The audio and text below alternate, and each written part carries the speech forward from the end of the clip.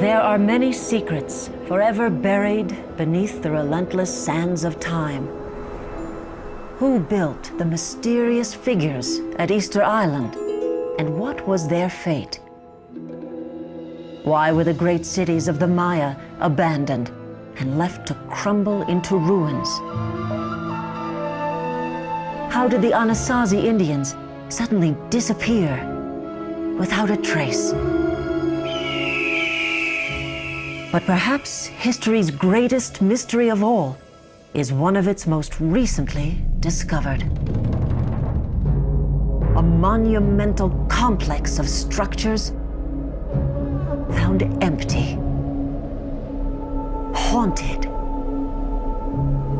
lifeless.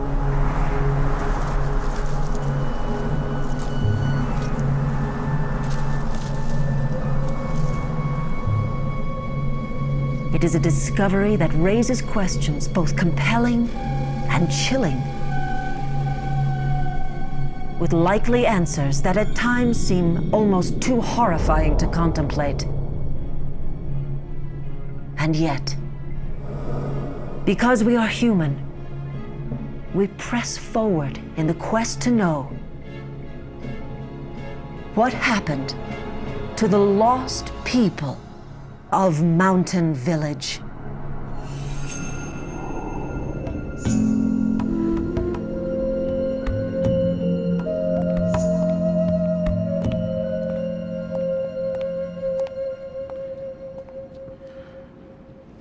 Mountain Village, as it was so imaginatively named, was located in the San Juan Mountains of southwestern Colorado, not far from the mining-cum-resort town of Telluride.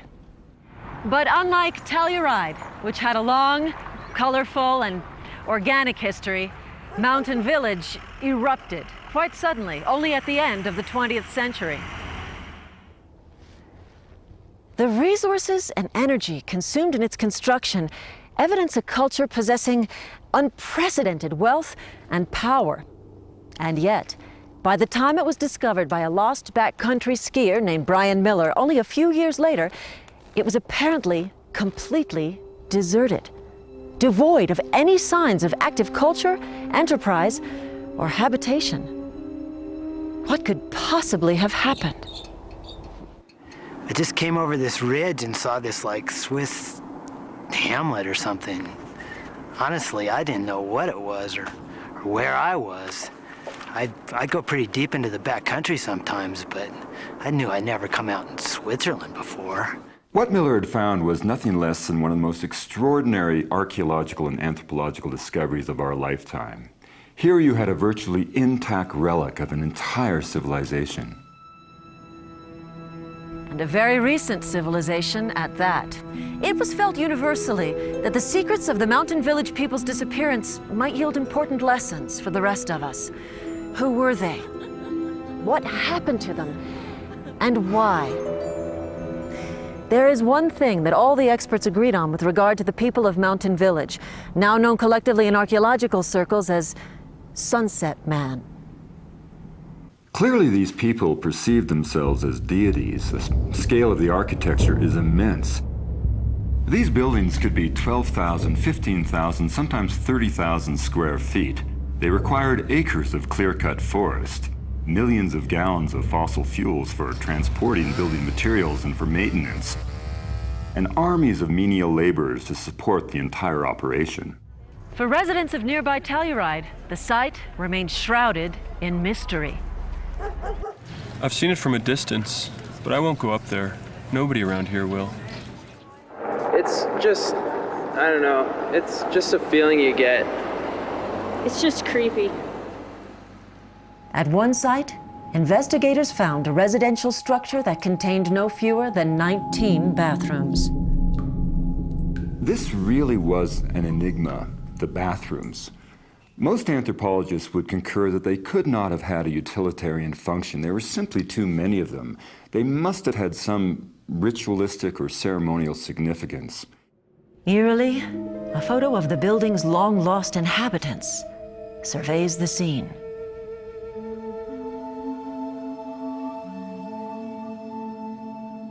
But the fact that these people apparently had so much only heightens the questions surrounding their disappearance. Professor Gerald Sapphire, Pulitzer Prize-winning author of Vanished: Why Bad Things Happen to Bad Civilizations. We often see this funneling of vast resources into pointless displays of status as a dominant civilization enters its final state of decay.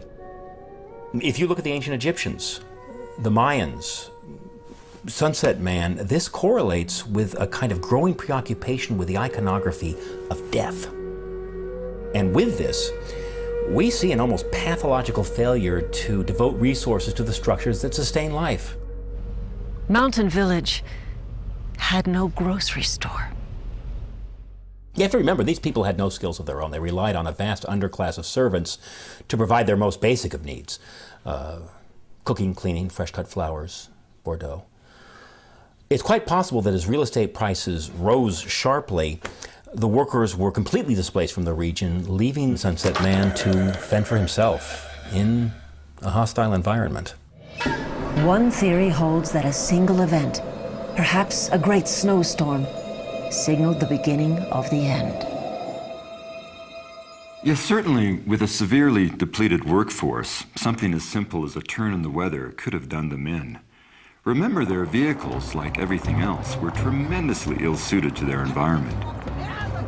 These mammoth machines were dangerously unstable in mountain conditions and could only travel short distances without refueling.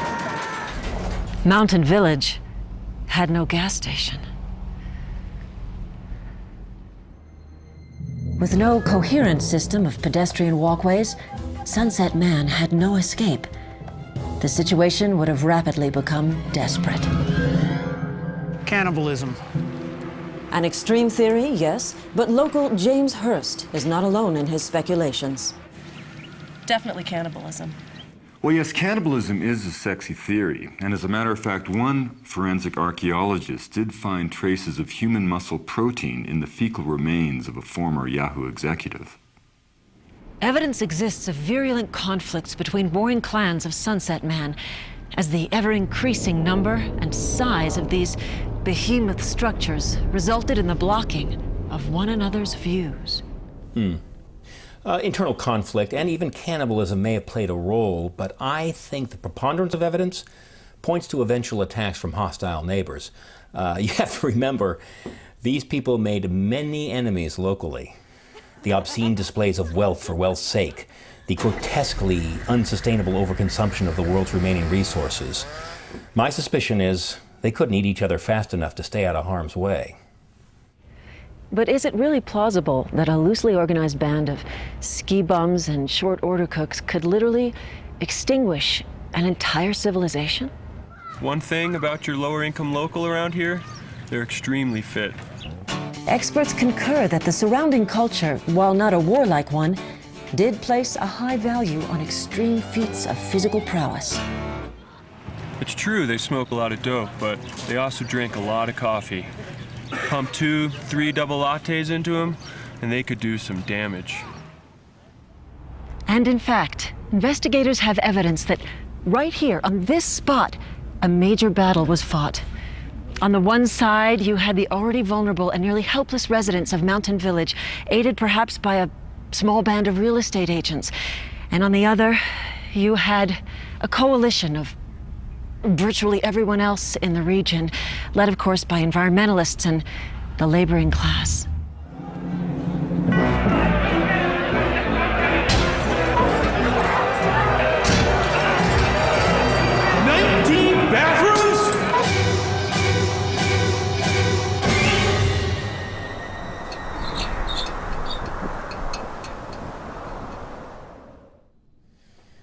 We have a saying in the Lost Civilizations game. The higher the pedestal, the longer the fall. Just when a culture appears to have dominated everything, just when it seems to have used its power and wealth to purchase, as it were, immortality, poof. What was our downfall? Well, the ancient Greeks would have called it hubris. For Sunset Man, living as he did in the scientific age, it would have to be called, well, I suppose it would have to be called stupidity. Or arrogance.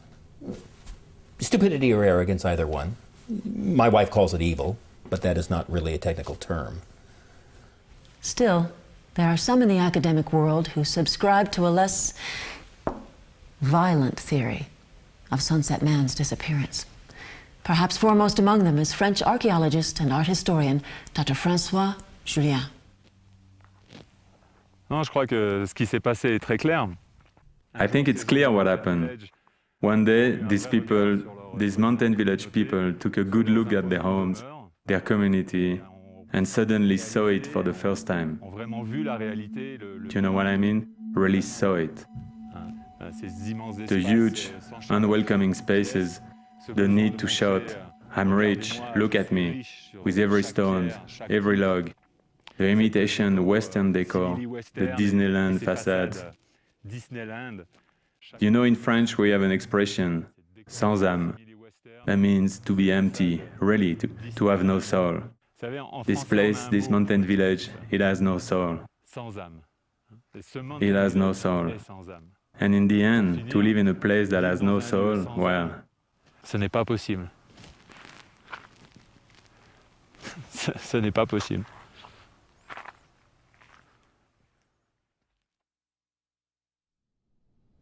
And so, as is so often the case, an investigation of this mystery seems to raise as many questions as it answers. Clearly, there were many signs that the mountain village civilization could not sustain itself. Like a tick about to burst, it clearly fell prey to its own gluttonous excess. And at the same time, its inhabitants had created for themselves a false sense of security with regard to a hostile outside world. Did they starve to death? Were they murdered? Or did they simply walk off into the sunset, suddenly beset by the realization that their lives and community were empty, wasteful, and tasteless displays of dominance and wealth? To ponder these questions in itself no doubt makes us richer, though in the end, we may never know what really happened to the lost people of Mountain Village. I dreamed I was lost in a city of stone, and the people that dwell there were marble. I listened in vain for any fountain silver tone, in vain for any sweet bird's friendly warble. It was silent as a grave in that city of stone. Not one soul to save, not one voice to cheer me on. I was frightened in my heart and cold to the bone as I wandered in my dream through that city of stone. I dreamed I was lost in a city of stone, and the people that dwelled there were marble. I wandered the alleyways in search of my home. At a familiar place I rang the doorbell. No one replied, but the door swung open wide. So I stepped inside my house to look upon. All cobwebs and ashes, all signs of life were gone, and I feared for my soul